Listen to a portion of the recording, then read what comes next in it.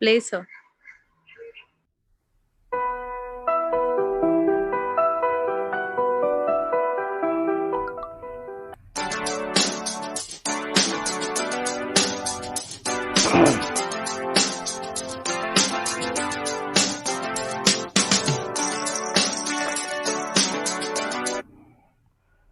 नमस्ते, good morning.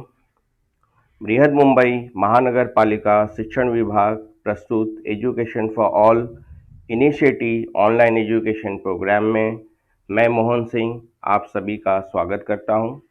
मैं महानगर पालिका डिंडोशी हिंदी शाला क्रमांक 2 का प्रशिक्षित शिक्षक हूं। आज जो है मैं सर्कल लेने वाला हूं। वृत्त हमने भाग 1 में भी जो है वृत्त ही पढ़ा था। आज हम थोड़ा सा और एडवांस लेवल पे जाएंगे और अपने कोर्स की किताब के साथ साथ जो हमारी शिष्यवृत्ति में वृत्त से संबंधित कौन से प्रश्न पूछे जाते हैं, आज ये भी भाग मैं कवर करने वाला हूं। हमने वृत्त से बहुत सारी तथ्य हमने पढ़ा कि भाई जीवा क्या होता है, व्यास क्या होता है, परिधि क्या होती है, जीवा और व्यास में क्या संबंध है। तो आज थोड़ा सा और हम डिटेल में जाएंगे।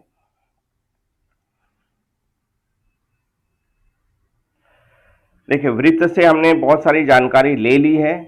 आज हम थोड़ा सा परिधि और क्षेत्रफल भी इसमें हम जोड़ेंगे, क्योंकि हमारे शिष्यवृत्ति परीक्षा में परिधि और क्षेत्रफल से भी संबंधित काफी प्रश्न पूछे जाते हैं। तो मैं एक बार फिर से प्रयास करूंगा कि जो मैंने पिछली कक्षा में पढ़ाया था थोड़ा सा मैं आपको याद दिला दूंगा, ताकि आपको ये पाठ जो है समझने में थोड़ी सी आसानी होगी।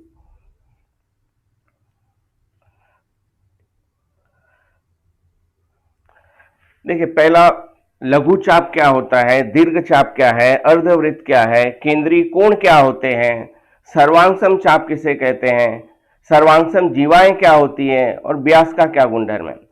तो अभी मैं आपको वृत्त की परिभाषा नहीं बताने वाला हूं। ये सारी चीजें हमने पहले पार्ट 1 में हमने कर लिया है। थोड़ा सा मैं इसके एडवांस लेवल पे जाता हूं। देखिए, ये आपका वृत्त है। पहला आप समझिए कि परिधि क्या होती है। ये देखिए, जो घेरा है आपका, ये जो घेरा जो होगा इसे हम कहते हैं परिधि। ये जो आपका घेरा हो गया इसे हम कहेंगे परिधि। दूसरी चीज, लघु चाप क्या होता है। अभी आपको ये समझ में आएगा कि वृत्त जितना घेरा होता है, वृत्त का जो घेरा होता है इसे हम कहते हैं परिधि, बाउंड्री, जिसे इंग्लिश में कहते हैं बाउंड्री। अब हम क्या करते हैं, इस वृत्त का थोड़ा सा टुकड़ा लेते हैं। जैसे मान लीजिए मैंने इतना ही टुकड़ा लिया, इसे हम कहेंगे चाप। इसी को क्या कहा जाएगा, चाप। अब चाप जो है दो तरह के होते हैं, लघु चाप और दीर्घ चाप, माइनर आर्क, मेजर आर्क। अब माइनर आर्क और मेजर आर्क क्या होता है वो भी आप समझ ले। अभी आपको चाप समझ में आ गया कि हमने वृत्त का जो थोड़ा सा टुकड़ा लिया वही हमारा चाप कहलाता है। और चाप जो है दो तरह के होते हैं, लघु चाप और दीर्घ चाप। तो लघु चाप क्या होता है कि जो 180 अंश से छोटा हो। ये पूरा वृत्त का जो माप है, ये जो पूरा सर्कल होता है बच्चों, ये 360 अंश का होता है, 360 अंश। और अगर जो हम आधे वृत्त की बात करें, अगर जो आपने वृत्त में व्यास व्यास बना दिया, जैसे अभी ये आपका व्यास है, ये आपका व्यास है, जो जीवा केंद्र से होकर गुजरती है उसे हम व्यास कहते हैं। व्यास से जो है वृत्त के दो समान भाग बनते हैं। ये समझिए कि ये भाग ये हो गया, भाग 2 हो गया, और ये जो हमने आधा लिया इसे अर्धवृत्त कहते हैं। आधा वृत्त, अर्धवृत्त यानी आधा वृत्त। और ये जो आधा वृत्त है इसका माप होगा 180 अंश। पूरे वृत्त का माप 360 अंश, आधे वृत्त का माप है 180 अंश। और जो भी चाप का माप 180 अंश से छोटा होगा उसे हम लघु चाप कहेंगे, और जिसका माप 180 अंश से ज्यादा होगा उसे हम दीर्घ चाप कहेंगे। तो अभी यहां आपको देखिए अर्धवृत्त समझ में आ गया होगा। अर्धवृत्त यानी आधा वृत्त। आधे वृत्त का माप सदैव 180 अंश होता है, क्योंकि पूरे का माप 360 है, तो 360 का आप आधा करोगे तो आपको 180 आएगा। और जो भी चाप का माप 180 अंश से कम होगा उसे हम लघु चाप कह देंगे, और जिसका माप 180 अंश से ज्यादा होगा उसे हम दीर्घ चाप कहेंगे। तो मैं यहां आपको एक लघु चाप और दीर्घ चाप का उदाहरण बता देता हूं। अभी जैसे ये चाप एक्स भी अगर जो आपने लिया है बच्चों, तो इसे आप लघु चाप का नाम दोगे, इसे आप कहोगे ये लघु चाप है। लेकिन अगर जो यही जो है मैंने चाप का टुकड़ा बढ़ा दिया, ये मेरा लघु चाप हो गया। अब मान लीजिए मैं यहां से और थोड़ा यहां तक आ गया, अब ये देखिए 180 अंश से ज्यादा हो गया, ये पूरा जो है जा रहा हूं, ये इसका माप जो है 180 अंश से अधिक होगा। तो अभी ये चाप को, मतलब चाप का नाम होगा बी एक्स ए वाई, या आप 3 लेटर का प्रयोग करिए, बी ए वाई। अब देखिए बी ए वाई कैसा है, बी, फिर ये ए तक गया और ये वाई, वाई इसका अंत बिंदु है, मतलब हमने शुरुआत बी से किया और एंडिंग हमारी वाई पे हो रही है। तो हमने वृत्त का काफी बड़ा हिस्सा लिया हुआ है, तो इसे हम कहेंगे दीर्घ चाप। इसी चाप को हम क्या कहेंगे, नाम देंगे हम दीर्घ चाप। तो अभी मुझे उम्मीद है बच्चों कि आपको लघु चाप और दीर्घ चाप जो है वो समझ में आ गया होगा। लघु चाप यानी जिसका माप 180 अंश से छोटा हो, छोटा टुकड़ा होता है, और दीर्घ चाप जो होता है वृत्त का काफी बड़ा टुकड़ा होता है जिसका माप जो है 180 अंश से अधिक होता है। अब आइए हम केंद्रीय कोण की बात करते हैं। तो जैसे अब ये चाप बच्चों देख रहे हो, बी एक्स जैसे एक चाप है। अब ये चाप को हम केंद्र से जोड़ देंगे, इसका जो अंत बिंदु है, जैसे मान लीजिए अंत बिंदु है एक्स और बी, तो मैंने एक्स और बी को है केंद्र से जोड़ दे दिया। जोड़ने के बाद केंद्र पे जो कोण बन रहा है इसको हम कहेंगे केंद्रीय कोण, इसका नाम होगा, इसे हम कहेंगे केंद्रीय कोण। केंद्र पे बनने वाले कोण को, चाप द्वारा केंद्र पे बनने वाले कोण को हम केंद्रीय कोण कहेंगे। तो जैसे यहां आप कह सकते हो कि कोण एक्स ओ बी जो है वो आपका केंद्रीय कोण है, उसी तरह से कोण बी ओ वाई ये भी आपका केंद्रीय कोण है। देखिए ये अगर जो मैं इसको जोड़ता हूं तो यहां भी एक कोण बन रहा है, तो इसे हम कहेंगे केंद्रीय कोण, केंद्र पे बनने वाले कोण। अब केंद्रीय कोण के भी कुछ गुणधर्म होते हैं। अगर जो केंद्रीय कोण बराबर होगा, जैसे मैं यहां आपको मार्क कर देता हूं, जैसे मान लीजिए ये केंद्रीय कोण है, ये एक कोण है, और उसी तरह से ये भी एक केंद्रीय कोण है। अगर जो ये दोनों कोण बराबर होंगे तो इसके अंतर्गत आने वाला जो चाप होगा वो बराबर होगा। देखिए मैं एक बार फिर से रिपीट कर रहा हूं, अगर जो कोण, मान लीजिए कि आपका कोण जो है एक्स ओ बी की बात कर रहा हूं, ये आपका केंद्रीय कोण है। अगर जो ये कोण वाई ओ बी के बराबर होगा, अगर जो यदि बराबर है तो इसके अंतर्गत जो आने वाला जो चाप है, लघु चाप के माप जो है बराबर होंगे। तो आप कह सकते हो कि तब चाप एक्स बी जो है उसका जो माप होगा वो चाप बी वाई के बराबर होगा। तो ये भी आपका गुणधर्म हो गया कि अगर जो केंद्रीय कोण बराबर है तो ये चाप और ये चाप जो है बराबर होंगे। तो ये एक केंद्रीय कोण का गुणधर्म हो गया। और एक गुणधर्म और ये है कि चाप अगर जो बराबर है तो उसके अंदर जो जीवा होगी वो भी बराबर होगी। तो मैं आपको बता देता हूं, जैसे यहां देख सकते हैं कि x और b को अगर जो हम जोड़ेंगे ये हमारी जीवा होगी, और उसी तरह से b और y को आप जोड़ेंगे तो ये भी हमारी जीवा होगी। तो ये जीवा और ये जीवा ये भी बराबर होंगे। अगर जो चाप का माप बराबर होगा तो उसके अंदर आने वाली जीवा का माप भी बराबर होगा।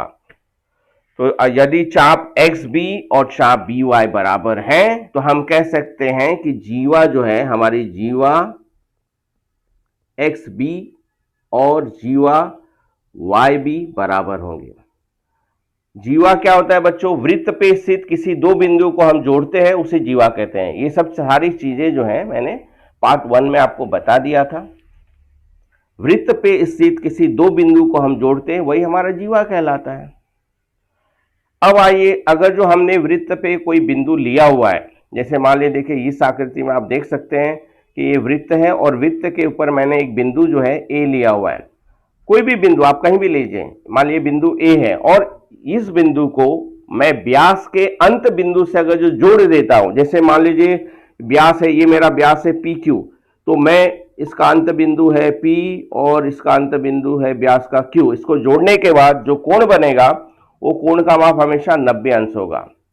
ये चीजें आपको ध्यान में रखनी है क्योंकि शिष्यवृत्ति में इससे संबंधित आपको प्रश्न पूछे जाएंगे। ये गुणधर्म का उपयोग करके कोई ना कोई कोण का माप निकालना होगा।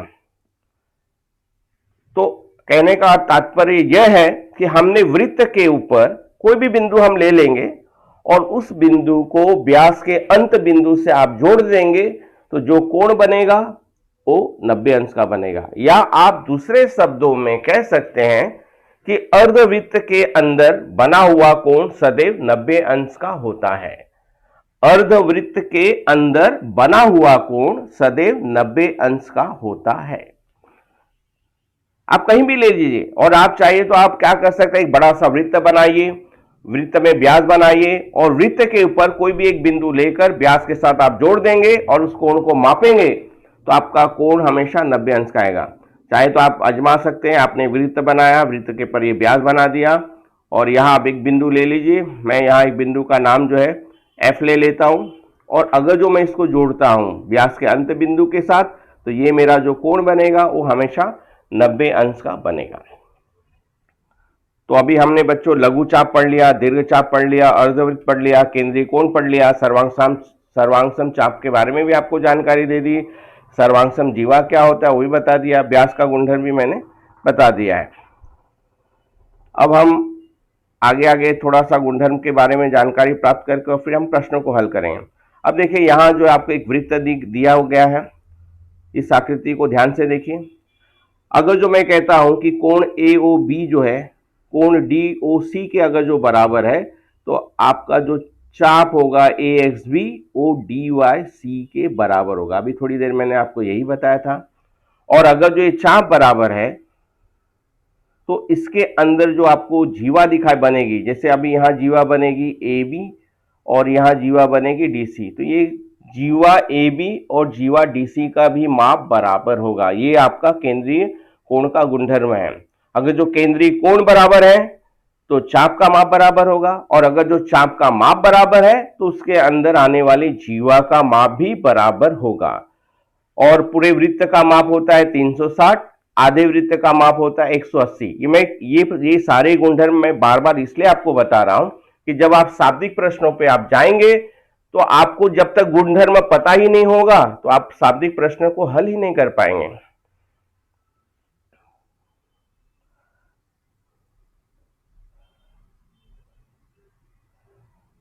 देखिए अभी यहां एक प्रश्न पूछा गया है। एक पहला प्रश्न, कभी भी परीक्षा में जो प्रश्न दिए जाते हैं पहला उसको आप ध्यान से पढ़िए। एक केंद्रीय कोण का माप 150 है, तो उस लघु चाप के संगत दीर्घ चाप का माप कितना होगा। तो देखिए अभी यहां मैं आपको स्पष्ट कर दूं कि लघु चाप कौन सा है। ये आपका लघु, जो पीले से मैंने मार्क किया ये आपका लघु चाप है, और जो मैं रेड से मार्क कर रहा हूं ये आपका दीर्घ चाप है। तो प्रश्न में ये चीज आपको समझ में आ रहा है कि केंद्रीय कोण जो है वो आपको 150 अंश का दिया गया है। तो यहां आपको क्या पूछा है, ये जो चाप आपको जो है माप किसका निकालना है, चाप AYB का आपको जो है माप पूछा गया है। चाप AYB, इसको आप देख लीजिए, इसका माप आपको पूछा है कि भाई कितना होगा। तो कौन सा हम गुणधर्म उपयोग में करने वाले हैं, केंद्रीय कोण का जो माप होता है वो चाप के माप के बराबर होता है। चाप द्वारा केंद्र पे बने कोण का माप और चाप का माप दोनों बराबर होते हैं। तो इस प्रश्न को हल करने के हमारे पास दो तरीके हैं। पहला तरीका ये है कि अगर जो केंद्रीय कोण आपका ये 150 का बन रहा है तो ये जो माप होगा ये भी आपका 150 अंश होगा। कौन सा, ये इतना जो पीला माप, जो लघु चाप है, क्योंकि केंद्रीय कोण का माप और उसके अंदर आने वाले चाप का माप बराबर होता है। अब आपने निकाल लिया कि जो पीले रंग से जो दर्शाया गया है लघु चाप है, इसका माप आपको 150 है। अभी आपको पता है कि जो पूरा सर्कल होता है, पूरा वृत्त का जो माप होता है वो 360 अंश का होता है। तो 360 में से आप 150 घटा दीजिए, आपका उत्तर आएगा 210। तो आप कह सकते हैं कि ये जो हिस्सा है इसका माप होगा 210। ये आसान तरीका हो गया।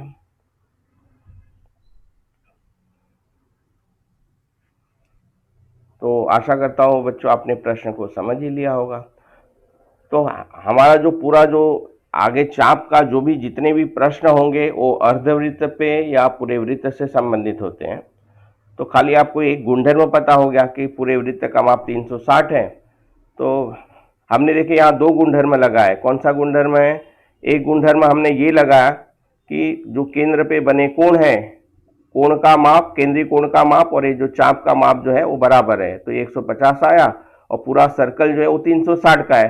तो 360 में से हमने 150 घटा दिया है, इसलिए हमें जो है ये बाकी जो दीर्घ चाप का जो माप पूछा गया था, तो ये जो है हमारा 210 आ गया। या आप कह सकते हो कि ये जो कोण है ये भी 210 का होगा, इसलिए जो माप है ये चाप, दीर्घ चाप का जो माप है वो 210 आया हुआ है।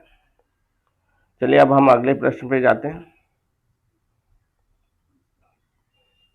देखिए ये भी जो प्रश्न है आपके शिष्यवृत्ति से ही संबंधित है। किसी वृत्ताकार दीर्घ चाप का माप लघु चाप के माप से दुगना है। तो यहाँ आपको क्या जानकारी दी गई कि जो दीर्घ चाप का जो माप है वो लघु चाप का के माप से दुगना है। तो अभी यहाँ आपको लघु चाप का माप दिया नहीं है, ये जो लघु चाप का माप नहीं दिया है। तो लघु चाप कौन सा है मैं आपको आकृति में दिखा देता हूँ। ये AXB जो है आपका लघु चाप है। तो हम ऐसा मान लेते हैं कि लघु चाप का माप हमारा x है, इसलिए हमारा जो दीर्घ चाप है, अभी देखिए दीर्घ चाप कौन सा है, जो मैं नीले रंग से जो मैं बना रहा हूं ये आपका दीर्घ चाप है। तो जो दीर्घ चाप का माप हमने 2x ले लिया, क्योंकि जितना हमने लघु चाप का लिया उसमें हमने 2 का गुणा कर दिया, x लिया, इसलिए x में आप 2 का गुणा करोगे तो ये 2x हो जाएगा। और आपको पता है कि पूरा वृत्त जो है वो 360 अंश का होता है, ये जो पूरा वृत्त जो है वो 360 अंश का होता है। तो हम कहेंगे कि लघु चाप और दीर्घ चाप दोनों मिलाएंगे तो 360 अंश होगा। लघु चाप का माप और दीर्घ चाप का माप दोनों को जोड़ा जाएगा तो 360 अंश आएगा। इसलिए हमने यहाँ जो है समीकरण बना दिया, ये x और ये बाकी का 2x बराबर 360, x और 2x 3x, 3x बराबर 360। तो अभी हमने 3 से यहाँ भाग दिया है, तो इसको आप संक्षिप्त रूप दोगे, 3 एकम 3, 3 एकम 3, 3 दूनी 6, तो 120 आया। तो अभी यहाँ पूछा क्या है, तो लघु चाप के संगत केंद्रीय कोण का माप कितना होगा।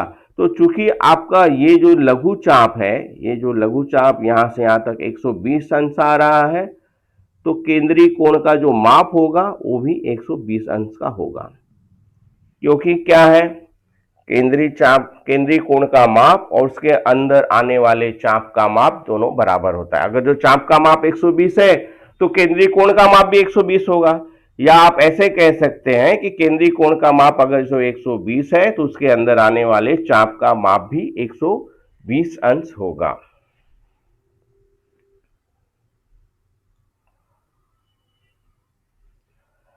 अब देखिए ये प्रश्न भी जो है शिष्यवृत्ति से ही लिया गया है। आकृति में रेख AD यह व्यास है। तो जो रेख AD है ये आपका व्यास है। तो मैंने रेड से इसलिए डाला, तो आपको पता चला कि व्यास क्या करता है, वृत्त को 2 समान भागों में बांट देता है, यानी अर्धवृत्त हो गया। ये हिस्सा आपका अर्धवृत्त है और नीचे वाला भी है, तो यानी व्यास बनाते ही क्या करेगा, वृत्त को 2 समान भागों में बांट देगा। अब आगे पढ़िए, कोण ABD और कोण ACD का माप ज्ञात करो। तो आपको कोण ABD कहां दिखाई दे रहा है, ये देखिए ये कोण आपका ABD, इसका माप पूछा गया है। तो अभी मैंने आपको बताया कि वृत्त पे स्थित किसी भी बिंदु को व्यास के साथ जब जोड़ते हैं तो बनने वाला कोण जो है वो 90 अंश का होता है। इसलिए जो कोण बनेगा आपका बच्चों ये होगा 90 अंश का। उसी तरह से आपको कोण ACD पूछा है, ACD का माप क्या होगा, तो कोण ACD भी वही 90 अंश का ही माप होगा, क्योंकि अर्धवृत्त के अंदर बना हुआ कोण है। या आप ऐसा कह सकते हो कि बिंदु हमने C लिया है और व्यास के अंत बिंदु से हमने जोड़ा है। तो कोई भी बिंदु वृत्त के ऊपर लेने के बाद अगर जो हम उस बिंदु को व्यास के अंत बिंदु से जोड़ेंगे तो जो भी कोण बनेगा हमारा वो हमेशा 90 अंश का बनेगा। तो इस गुणधर्म पे हमने कह दिया कि भाई ये जो दोनों कोण आपने पूछा है, कोण ABD और कोण ACD, इसका माप जो होगा वो 90 अंश का होगा, यानी वो समकोण होंगे। अब देखिए ये प्रश्न भी आपके शिष्यवृत्ति का ही है। आकृति में रेख AB और रेख CD यह वृत्त का व्यास है। तो मैं यहां CD पे फोकस करूंगा। देखिए अब ये मैंने सीढ़ी व्यास को ड्रॉ कर दिया तो आपको समझ में आएगा कि ये अर्धवृत्त हो गया। ये यहाँ से यहाँ तक का जो माप होगा वो 180 अंश होगा। ये आपको ध्यान में रखना है कि अर्धवृत्त का माप हमेशा 180 अंश होता है। कोण BOD बराबर 40। कोण BOD, देखिए यहाँ कोण BOD ये आपको 40 दिया हुआ है। तो आप क्या कह सकते हैं कि ये जो चाप BD है, ये BD है, इसका भी माप 40 अंश होगा। अब ये पूरा देखिए यहाँ से यहाँ तक 180 है, ये इसका माप आपको बताया मैंने 40 है, क्योंकि जो केंद्रीय कोण है, केंद्रीय कोण का माप 40 है, इसलिए जो ये चाप का माप होगा वो 40 होगा। और दूसरा मैंने अभी आपको क्या कहा कि जो अर्धवृत्त है, अर्धवृत्त का माप ये देखिए यहाँ से यहाँ तक जो है वो 180 अंश है। तो 180 में से आप 40 घटा दीजिए तो आपका उत्तर 140 आएगा। तो आप यहाँ पूछा क्या है, तो BXC का माप पूछा है, तो BXC का जो माप हो जाएगा वो 140 अंश हो जाएगा।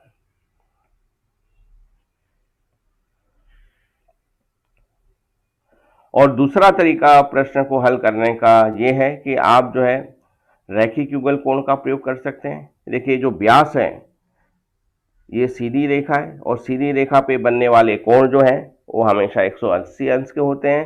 तो अगर जो ये कोण 40 का दिया है तो बगल वाला ये जो कोण होगा 180 में से 40 घटा दीजिए, आपका 140 आएगा। यानी केंद्रीय कोण 140 का आ रहा है तो उसके अंदर जो चाप आएगा उसका माप 140 अंश होगा। इस तरह से भी हम प्रश्न को हल कर सकते हैं।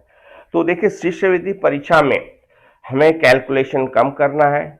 बहुत सारे प्रश्न गणित के और भूमिति के प्रश्न ऐसे होते हैं कि हम थोड़ा सा भी ध्यान देंगे तो हम मेंटली यानी हम अपने माइंड में आराम से कैलकुलेशन करके, और वहां तो आपको पता है कि 4 ऑप्शन दिया ही रहता है। शिष्यवृत्ति परीक्षा में किसी भी प्रश्न के 4 विकल्प दिए होते हैं। तो हम जो माइंड में कैलकुलेट करेंगे हमारा जो उत्तर आएगा वो 4 उत्तर में से टैली हो रहा है कि नहीं हो रहा है, उसके हिसाब से भी हमें समझ में आएगा कि हम सही जा रहे हैं कि गलत जा रहे हैं।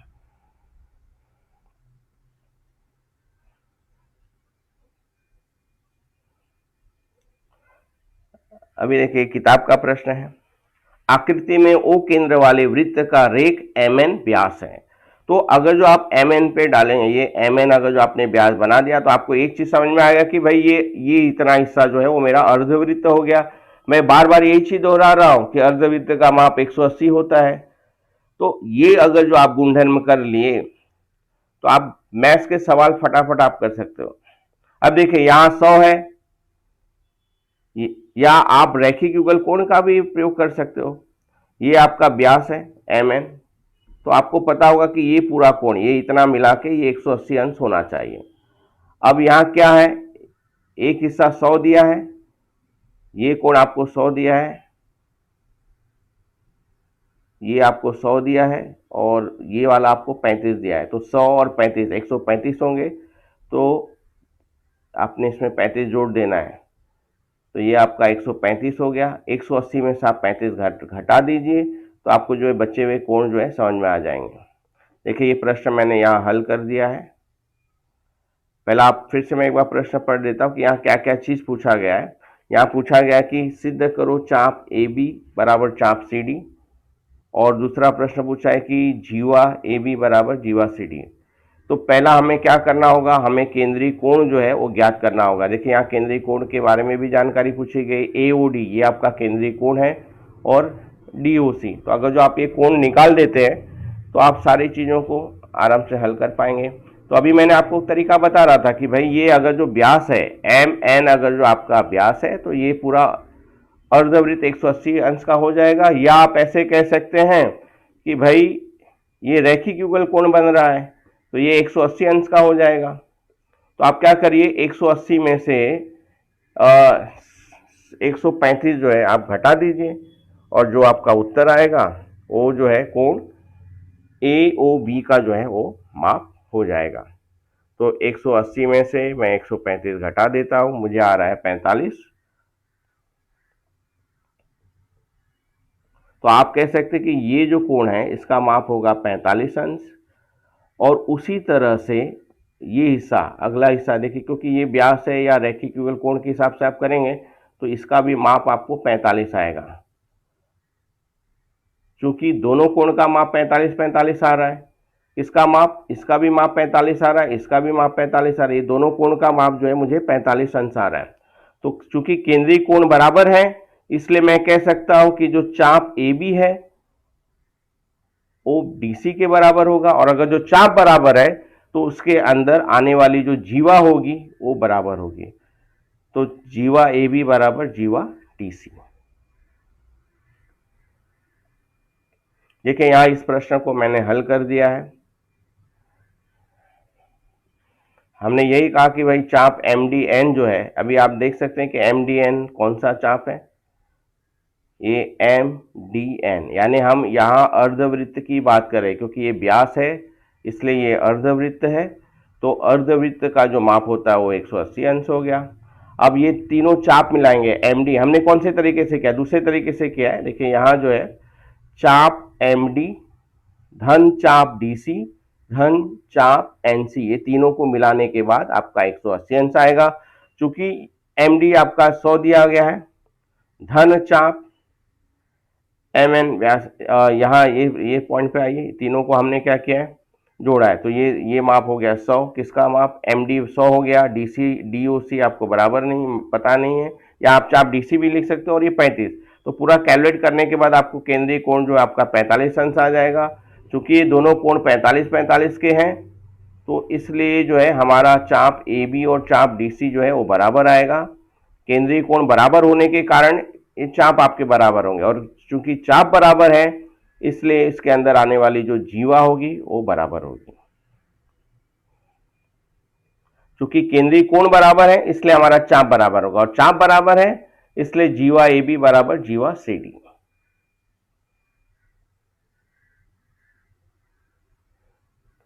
अब देखिए यहां हम परिधि की बात कर लेते हैं। परिधि के बारे में मैंने आपको थोड़ी देर पहले ही बताया कि जो घेरा होता है उसे हम परिधि कहते हैं, और परिधि का जो सूत्र है वो आता है 2 पाई आर। ये कैसे आया है वो मैं आपको बता देता हूँ।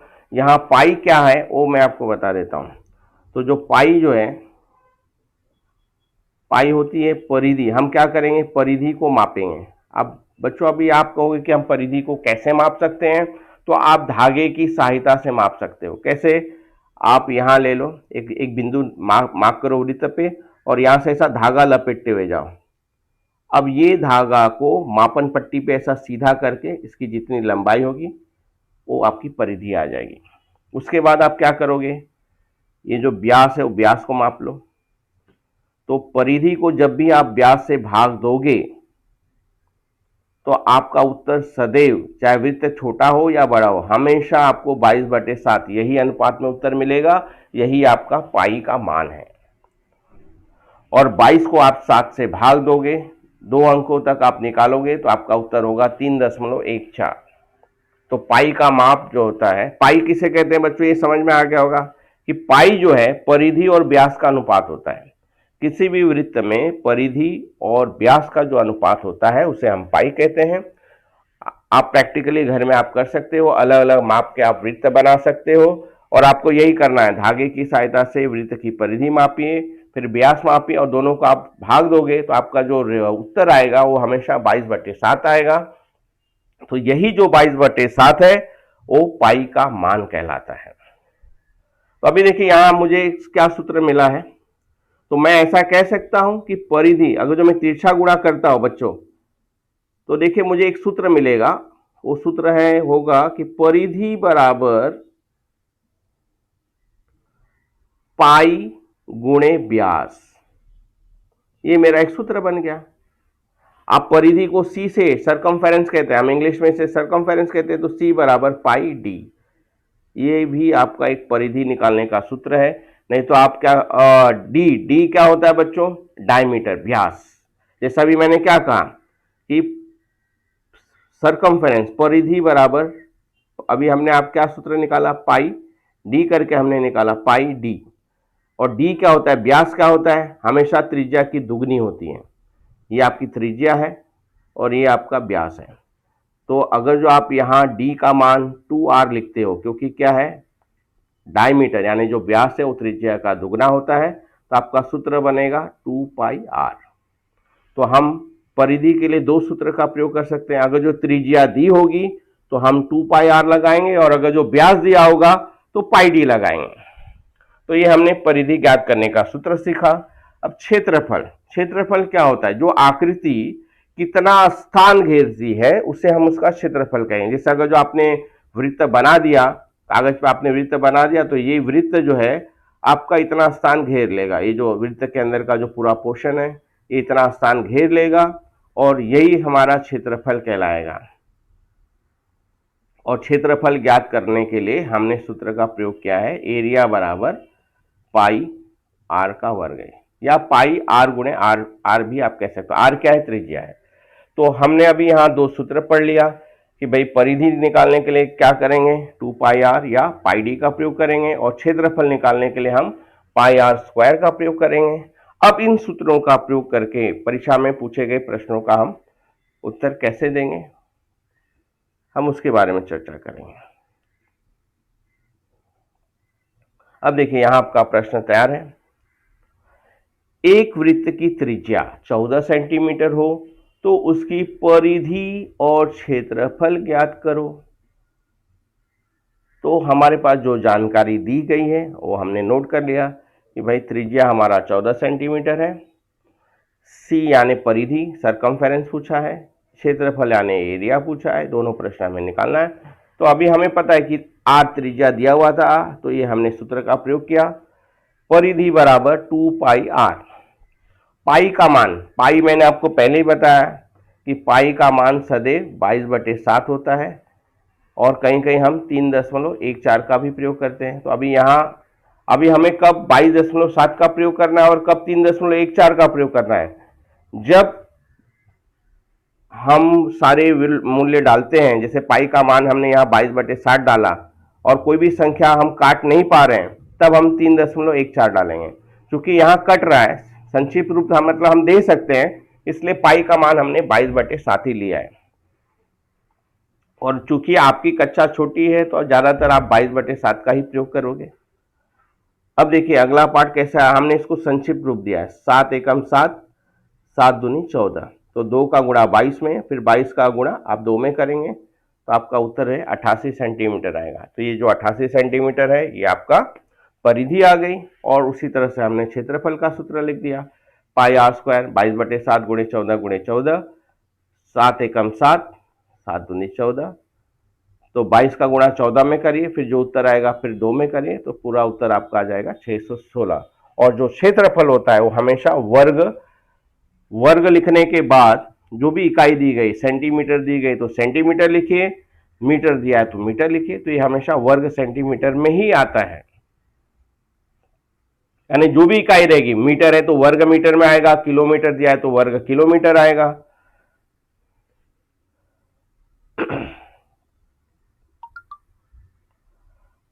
अब देखिए यहां प्रश्न को ट्विस्ट कर दिया गया, एक वृत्त की परिधि 44 सेंटीमीटर है तो उस वृत्त का क्षेत्रफल ज्ञात करिए। अभी हमारे पास जानकारी में क्या दिया गया है कि जो परिधि जो है वो हमारा जो है 44 सेंटीमीटर दिया गया है, तो ये 44 सेंटीमीटर मैंने लिख दिया, माप है उसका 44 सेंटीमीटर। क्षेत्रफल, देखिए क्षेत्रफल का सूत्र होता है पाई आर का वर्ग, यानी जब तक हमें त्रिज्या नहीं पता रहेगी हम क्षेत्रफल निकाल ही नहीं पाएंगे। तो हम क्या करेंगे, सूत्र का प्रयोग करके पहले हम त्रिज्या ज्ञात करेंगे।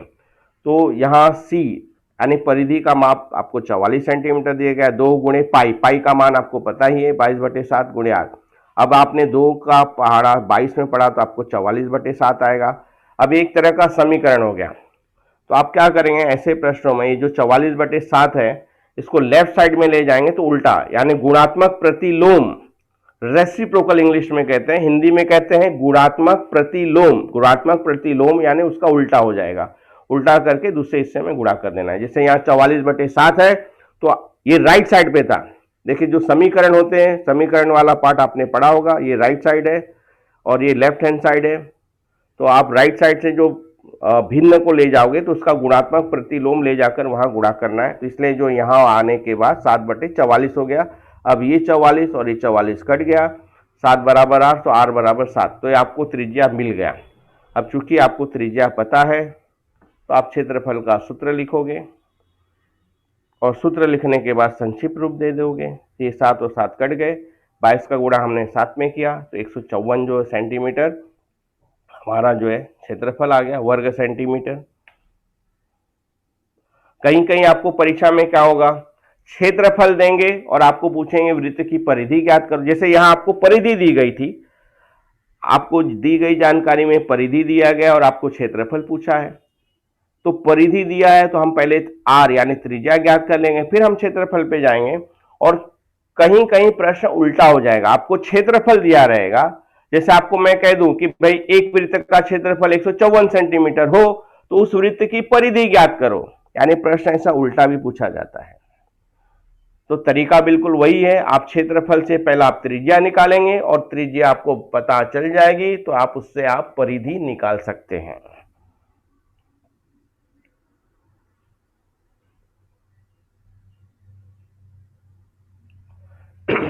अब आइए देखिए, यहां जो ये भी शिष्यवृत्ति का ही प्रश्न है। 100 चक्कर में एक स्कूटर का पहिया 48 मीटर की दूरी तय करता है, तो इस पहिए की त्रिज्या ज्ञात कीजिए।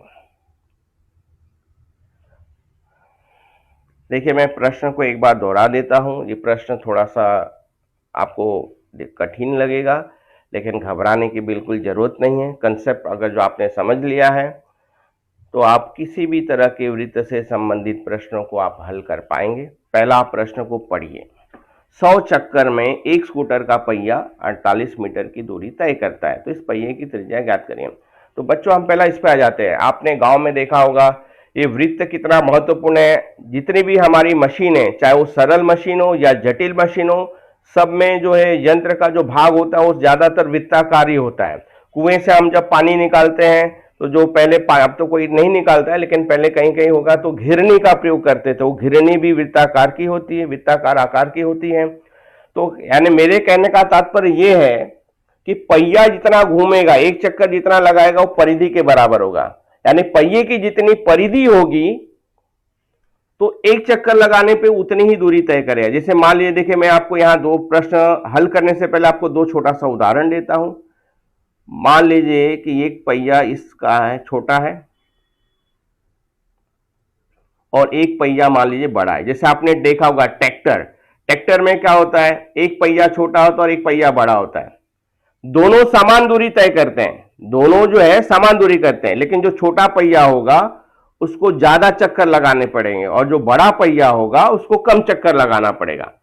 तो ये जो है, इसकी जो परिधि होगी, परिधि एक चक्कर लगाने पे कितनी दूरी तय होगी, वो परिधि के बराबर होगी। क्योंकि ये पहिया बड़ा है इसलिए इसकी परिधि ज्यादा होगी, और ये पहिया अगर जो छोटा है तो इसकी परिधि जो है कम होगी, यानी इसको ज्यादा चक्कर लगाना पड़ेगा। तो ये आपको एक कंसेप्ट समझ में आ गया कि पहिए की जितनी परिधि होती है, तो एक बार पहिया अगर जो घूमता है, मान लीजिए कि पहिया जो है यहां से शुरू हुआ और घूमकर यहां वापस यहां आ गया, इसको एक चक्कर कहेंगे।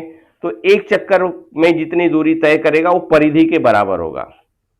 तो यहां मैंने आपको एक सूत्र दिया है, ये सूत्र को आप ध्यान में रखिए। तो सारे प्रश्न आपको इसी सूत्र से करने होंगे। जितने भी प्रश्न आएंगे पहिए से संबंधित और चक्कर से संबंधित जितने भी प्रश्न आएंगे, आपको एक ही सूत्र से आप सारे प्रश्नों को हल कर सकते हो। तो पहिए द्वारा तय की गई दूरी, पहिए की परिधि गुणे चक्कर की संख्या, ये आपको सूत्र याद रखना है। तो अभी यहां पूछा क्या गया है, 100 चक्कर में एक स्कूटर का पहिया 88 मीटर 88 मीटर की दूरी तय करता हो, तो इस पहिए की त्रिज्या ज्ञात करो। तो आपने ये सूत्र लिखा। अब इस सूत्र में आपको क्या क्या दिया गया है उसका मान रख दीजिए। तो पहिए द्वारा तय की गई दूरी, ये आपको 88 यहां दिया गया है। परिधि का हमें कुछ पता नहीं था तो हमने सूत्र ही लिख दिया 2πr, और चक्कर की संख्या यहां 100 दी गई है, देखिए यहां हमने 100 लिख दिया।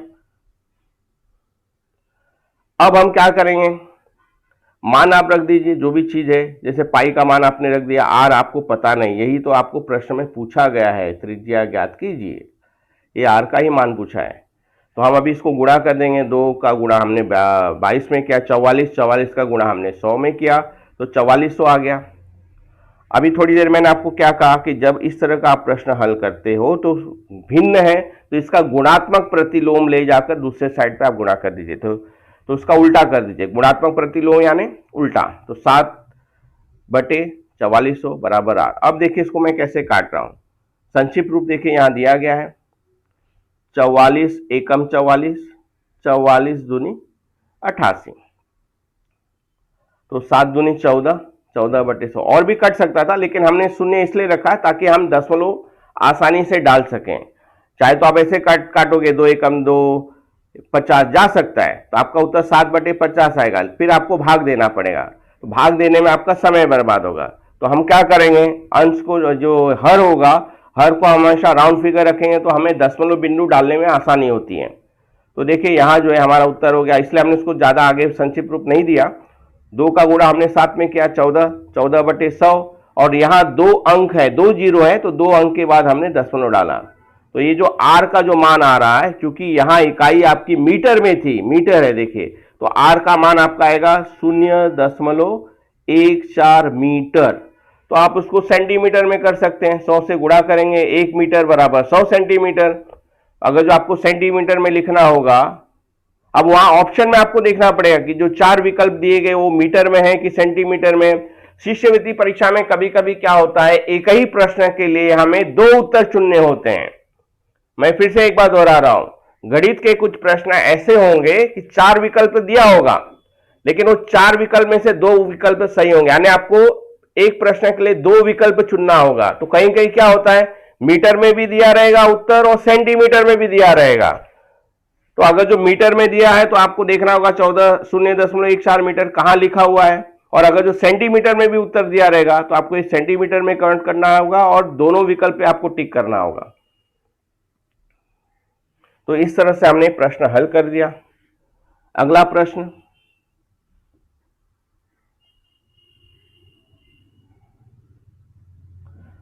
किसी घोड़ा गाड़ी के पहिए का व्यास 1.4 मीटर है, 2.2 किलोमीटर दूरी तय करने पर उस पहिए के कितने फेरे होंगे। जो आपका जो प्रश्न है बिल्कुल एक ही सूत्र पे करना है। देखिए मैं यह सूत्र पहले आपको मार्क कर देता हूं, कोई अलग सूत्र मैंने प्रयोग नहीं किया है। आपको सीधा सीधा एक सूत्र याद रखना है कि दूरी बराबर परिधि गुणे फेरे, या कुल फेरे, या चक्कर भी कह सकते हैं, फेरे को हम चक्कर भी कहते हैं। तो पहिए द्वारा तय की गई दूरी हमेशा किसके बराबर होगी, पहिए की परिधि के बराबर, और पहिया कितना चक्कर घूमता है उसके बराबर, दोनों का गुणा करते हैं। तो पहला हम क्या करेंगे, प्रश्न को पढ़ने के बाद हम देखेंगे कि क्या इकाई समान है। यह भी महत्वपूर्ण चीज है। इकाई का मतलब कि जैसे देखिए यहां मीटर में दिया गया है, यहां किलोमीटर में दिया गया है, इकाई हमारी समान किधर है। तो प्रश्न करते समय आपकी जो भी इकाई होगी वो हमेशा एक जैसी होनी चाहिए। जैसे अगर जो मान लीजिए मैं आपसे 100 रुपए उधार लेता हूं और आपको 100 पैसे चुकाता हूं, तो चलेगा? नहीं चलेगा। मैंने तो उधार जो है 100 रुपए लिया हुआ है और अब मैं आपको चुका रहा हूं 100 पैसे में। तो ठीक उसी तरह से यहां जो प्रश्न है, इकाई जब तक समान नहीं होगी हम हल नहीं, हमें सटीक उत्तर नहीं मिलेगा। तो इसलिए हमने पहला काम क्या किया है कि हमने प्रश्न को पढ़ा, ये मीटर है किलोमीटर, तो हमने क्या किया, सबसे पहला जो किलोमीटर को हमने मीटर में कन्वर्ट कर दिया। 1 किलोमीटर बराबर 1000 मीटर, तो 2.2 किलोमीटर को हमने 1000 से गुणा कर दिया, अब ये 2000 आ गया। तो एक काम हमने ये कर दिया कि जो दूरी जो है, ये दूरी को हमने मीटर में कन्वर्ट कर दिया। अब हम पहिए की परिधि निकाल लेते हैं। परिधि निकालेंगे तो आपको सूत्र में सीधा सीधा आप हल कर पाओगे। पहिए की परिधि यानी उसको हम एक फेरा भी कह सकते हैं। अभी चूंकि यहां व्यास दिया गया इसलिए हमने पाई डी का प्रयोग किया। अगर जो हमें त्रिज्या दिया होता तो फिर मैं 2 पाई आर का प्रयोग करता। चूंकि यहां मुझे व्यास दिया है इसलिए मैंने परिधि के लिए जो है पाई और डी का मैंने प्रयोग किया है। डी यानी व्यास, तो पाई का मान 22/7 हो गया और यहाँ जो व्यास है वो 1.4 दिया गया है। इसको संक्षिप्त रूप देने पे 0.2 आ रहा है, तो 22 का गुणा 0.2 पे करने पे मुझे 4.4 आ रहा है। अब चूंकि देखिए ये सूत्र जो है मैंने पीछे वही सूत्र लिया था, और दूरी बराबर परिधि गुणे कुल फेरे। दूरी आपको 2200 किलोमीटर दी है, मीटर है, आपने यहाँ कन्वर्ट कर दिया है, सॉरी यहाँ मीटर में आपने कन्वर्ट कर दिया है। परिधि आपने निकाल ही लिया है 4.4 मीटर। कुल फेरे, हमें फेरों की संख्या पूछी है, तो अब ये 4.4 जो है इसके नीचे आपको भाग दे देना है। अब देखिए यहां दशमलव बिंदु था, तो हमने क्या किया, दशमलव बिंदु को हटाया। कैसे हमने हटा सकते हैं, यहां दशमलव बिंदु एक अंक के बाद है तो हम ऊपर जो है 10 से गुणा कर देंगे। ये हमने दशमलव बिंदु हटा दिया। आप संक्षिप्त रूप देखिए कैसा दिया है। 22 को हमने काटा, 22 एकम 22, 22 दूनी 44, 2 एकम 2, 2 पचे 10, तो यहाँ 100 आ रहा है, यहाँ 5 आ रहा है, तो 100 का गुणा 5 में करेंगे तो 500 फेरे। ये सबसे महत्वपूर्ण प्रश्न है, बहुत बार शिष्यवृत्ति परीक्षा में पूछा जा चुका है। या इसी प्रश्न का सहारा लेकर केवल नंबर बदल जाएंगे और आपको प्रश्न लगभग इसी तरह से पूछा जाएगा वहां। तो हमने 2 प्रश्न कर दिया। कभी आपको फेरों की संख्या पूछेंगे या कभी कभी फेरों की संख्या दी रहेगी तो आपको पूछेंगे कि पहिए ने कितनी दूरी तय की। लेकिन सबका सूत्र जो है आपको केवल यही सूत्र से आपको हल करना है कि जो पहिए द्वारा तय की गई दूरी बराबर पहिए की परिधि गुणे फेरे, कुल फेरे या कुल चक्कर की संख्या।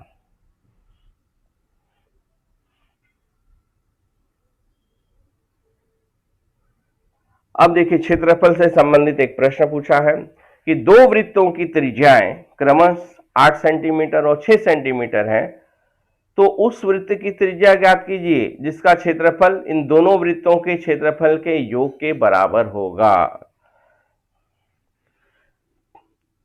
प्रश्न को ध्यान से पढ़िए। 2 वृत्तों की त्रिज्या क्रमशः 8 से, तो देखिए मैंने यहाँ 2 वृत्त लिया, एक का 8 एक 6, मतलब 6 वाला छोटा है, 8 वाला थोड़ा सा बड़ा है, और ये दोनों का क्षेत्रफल जब हम मिलाएंगे तो इन दोनों वृत्त का क्षेत्रफल इस वृत्त के बराबर आ रहा है।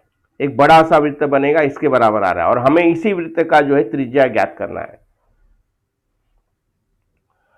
तो हम क्षेत्रफल हमने अभी देखिए, हमें इस वृत्त की जो है क्षेत्रफल हमें वृत्त का दिया गया है 6 सेंटीमीटर, इसका हमें 8 सेंटीमीटर दिया गया है, इसका हमें नहीं दिया है, तो हमने माना कि इस वृत्त का क्षेत्रफल मतलब त्रिज्या जो है वो आर ले लिया हमने। ये त्रिज्या दिया गया 6, 8, हमने R1 को 6 लिया है, R2 को हमने 8 लिया, और जो बड़ा वाला जो वृत्त है वो हमें पता नहीं, वही हमें ज्ञात करना है। और कंडीशन क्या दी गई कि दोनों वृत्त को मिलाने पे इसका जो क्षेत्रफल आ रहा है वो बड़े वृत्त के क्षेत्रफल के बराबर है। तो इस तरह से आपका समीकरण पड़ेगा, यानी वृत्त पहले का क्षेत्रफल धन वृत्त दूसरे का क्षेत्रफल बराबर बड़े वाले वृत्त का क्षेत्रफल। तो क्षेत्रफल का आपको पता ही है कि पीछे हमने ये सूत्र का प्रयोग किया, एरिया बराबर पाई आर स्क्वायर। तो देखिए ये हमने क्षेत्रफल सीधा सीधा हमने सब्स्टिट्यूट कर दिया है। तो R1 यानी पहले वृत्त की त्रिज्या जो है 6 है, दूसरे वृत्त की त्रिज्या 8 है, और बड़े वाले के वृत्त की हमें त्रिज्या तो पता ही नहीं, इसलिए हमने कैपिटल R लिया हुआ है। तो 6 का वर्ग होगा 36, 36 का गुणा आप पाई में करोगे तो 36 पाई। उसी तरह से ये जो 8 है, 8 का वर्ग होता है 64, 64 का गुणा हमने पाई में कर दिया, तो 64 पाई बराबर पाई आर का वर्ग। तो 36 पाई और 64 पाई दोनों को जोड़ेंगे तो 100 आएगा। अब दोनों जगह से ये पाई और पाई कट गया, 100 बराबर आर का वर्ग, तो आर बराबर वर्गमूल 100, तो आर का वर्ग आ रहा है, वर्गमूल आ रहा है 10। तो यानी जो बड़े वृत्त की जो त्रिज्या है वो आएगी आपकी 10 सेंटीमीटर। तो ये भी जो है शिष्यवृत्ति का ही प्रश्न है। तो अभी आज हमने क्या किया, परिधि और क्षेत्रफल से संबंधित हमने कुछ प्रश्नों को लिया हुआ है, और ऐसे बहुत सारे प्रश्न हैं।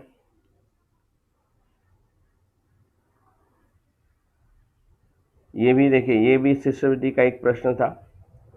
किसी वृत्ताकार खेल के मैदान की त्रिज्या 49 मीटर है, मैदान के चारों ओर तार के बाढ़ का 5 फेरा लगाने के लिए 50 रुपये प्रति मीटर की दर से कितना खर्चा आएगा। प्रश्नों को आप समझिए, जो खेल का जो मैदान है वो वृत्ताकार है, और बाढ़ लगाने का मतलब समझते हो कैसा, क्या करते हैं, ऐसे बांबू लगा के तार लगाते हैं ताकि कोई दूसरे लोग अंदर ना आ जाए। दूसरा चीज़ है कि खेलते समय जो है गेंद वगैरह बाहर ना जाए, उसको ऐसा बाढ़ लगाते हैं।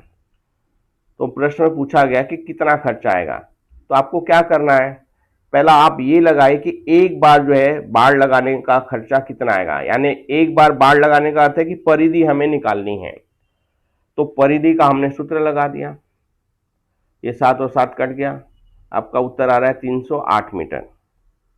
तो एक फेरे के लिए कितना मीटर तार लगेगा, 308 मीटर तार लगेगा। तो हमें कितना फेरा लगाना है, यहां दिया गया कि बाढ़ का जो है 5 फेरा लगाना है, तो हमने 5 का गुणा 308 में कर दिया, तो हमारा उत्तर आ गया 1540 मीटर। अब हमें यहां दर दिया गया है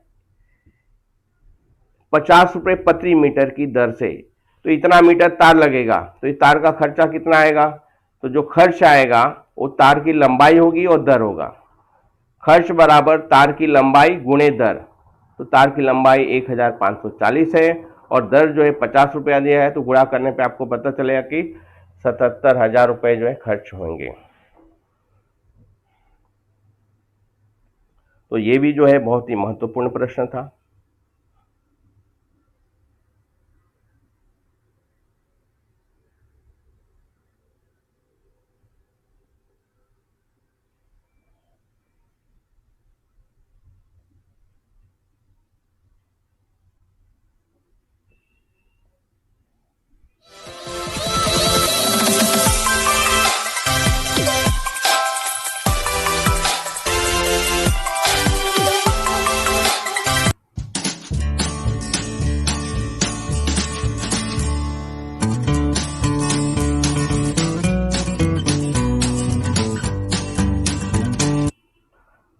बच्चों, आशा करता हूँ कि आपको ये घटक जो है समझा होगा। कक्षा 8वीं की नई नई वीडियो देखने के लिए हमारे इस चैनल को लाइक, सब्सक्राइब और शेयर करें। साथ ही बेल आइकन को प्रेस करें ताकि आपको जो है नए नए वीडियो के जो है नोटिफिकेशन जो है मिलते रहें। धन्यवाद।